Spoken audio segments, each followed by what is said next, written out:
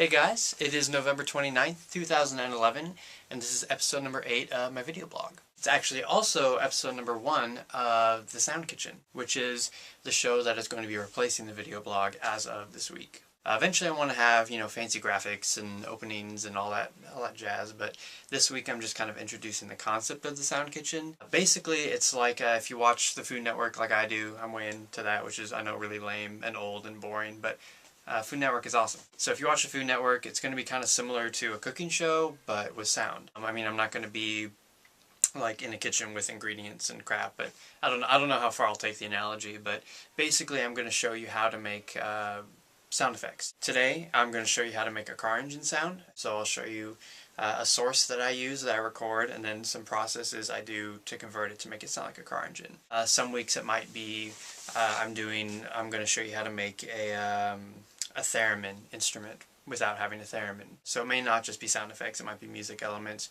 or I might say today I want to make an Irish sounding song. And so I'll show you kind of the ingredients to create something that sounds Irish. So that's kind of the overall concept that I'm fleshing out. I think just the show needs a little more structure, it needs a little more consistency, and it needs something to keep it a little more interesting on the back half, because I know it can get kind of slow. So Sound Kitchen, episode number 1, right here. It's going to be kind of a pilot, sort of. I don't know. I need, like I said, I need graphics and I need transitions and I need all that fancy stuff. But anyhow, I kind of stayed at home most of the week. I worked on and off. It was Thanksgiving this week, so I had a few days at home extra. But I also took a day and a half for to be around for the new family. Well, my new son. With all that time at home, I played Skyrim. And I also played Saints Row the Third. Both good games, though. I think my opinion of the two games is going to be kind of converse to what you're seeing on the internet if you follow game reviews at all. I actually found Skyrim is pretty overrated. Skyrim overrated. And I found Saints Row the Third a little bit underrated. Pretty good game. The baby's doing pretty good. He's wanting to breastfeed all the time now, which is great because we want to breastfeed because it's better for them and gives them the antibodies and all sorts of other little benefits over formula. But it is tough, though. I mean, it's tough on Adrian, and he's gotten to the point now to where he wants to feed like every hour. It's not even that he's hungry. It's like, hey, give me boob. I want boob every hour. Now he'll scream, like he'll do his like little metal scream.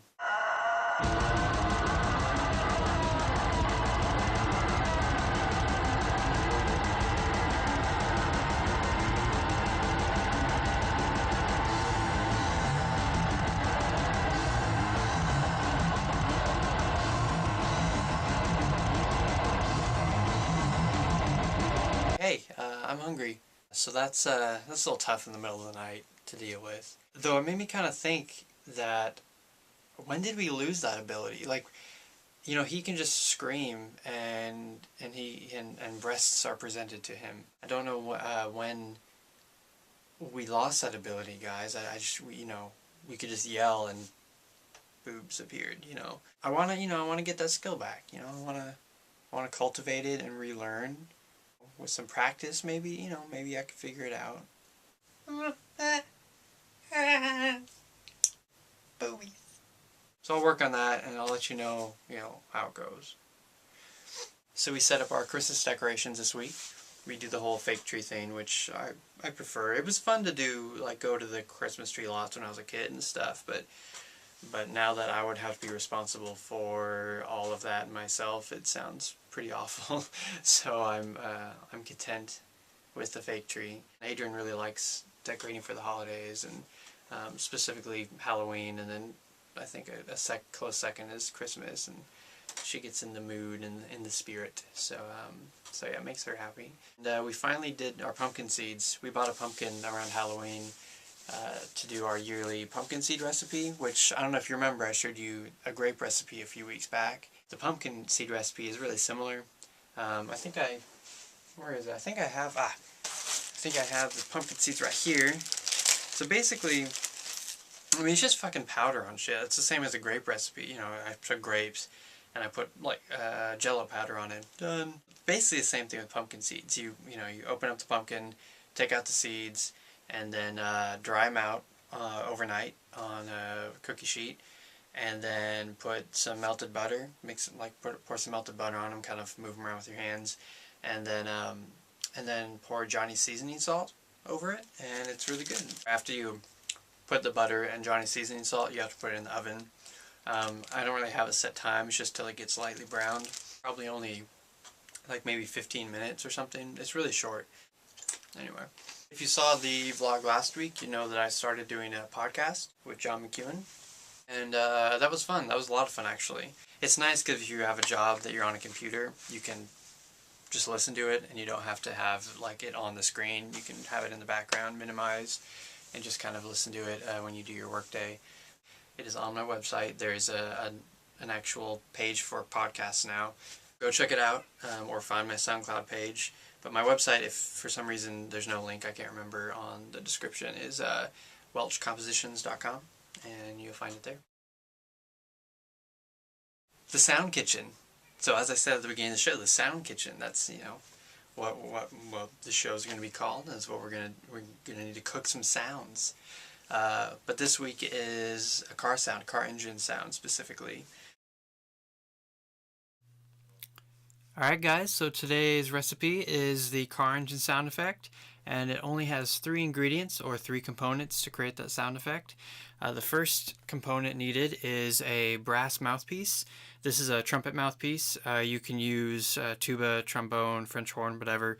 In fact, if you can use a tuba or trombone mouthpiece, that's even better. If you own a brass instrument, that's great. You can just use a mouthpiece from that. If you don't, you can buy these separately from the instruments, so you don't have to buy a whole instrument just to get the sound. If you don't play brass, what you need to do is do a lip buzz, which is basically you just close your lips together and blow. It will take some practice, so don't get frustrated if you can't get it at first. Just keep with it and you'll figure it out. So I'm going to record that now.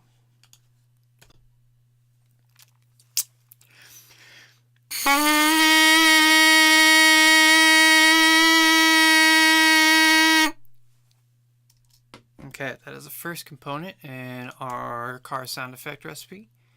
We're just going to trim it up a bit. We don't need it so long. Let's give that a listen. There's little pops on the ends, of course, but I'll fix that later. Okay, so now the second step in our 3 ingredient recipe here is a pitch shift. So I'm going to go ahead and open up the pitch shift window. Alrighty, so I'm going to go ahead and go about 15 semitones down. This doesn't have to be exactly 15, depending on what mouthpiece you use and which pitch you blow when you buzz, or which pitch you buzz. It's going to determine how much you need to down pitch. And of course, what car you're trying to make. If you're trying to make a dirt bike, it's going to be a lot different engine sound than a big 18-wheeler. So that will fluctuate depending on what you want. Sounding a little bit better. Let's go ahead and go to step 3. Sometimes you need to go back to step 2 depending on how step 3 sounds, but that's step 2 there. Now step 3 is frequency shifter, and you need to set your mode to this up and down arrow. Frequency shifter comes with Pro Tools, so you don't have to buy this separately. You need to put your feedback somewhere in that first third. Mix probably about the same. You can play with these a bit. And let's go ahead, and then this guy you need to play with a lot to taste. So let's go ahead and listen to how this sounds so far.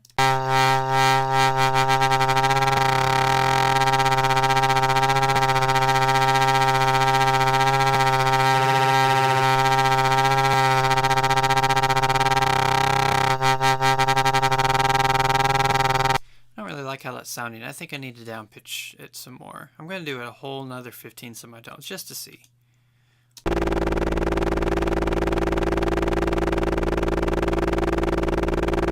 me stop that. I kind of wanted a lower idling sound to show you guys, just like a car idle, and this is closer to what I wanted.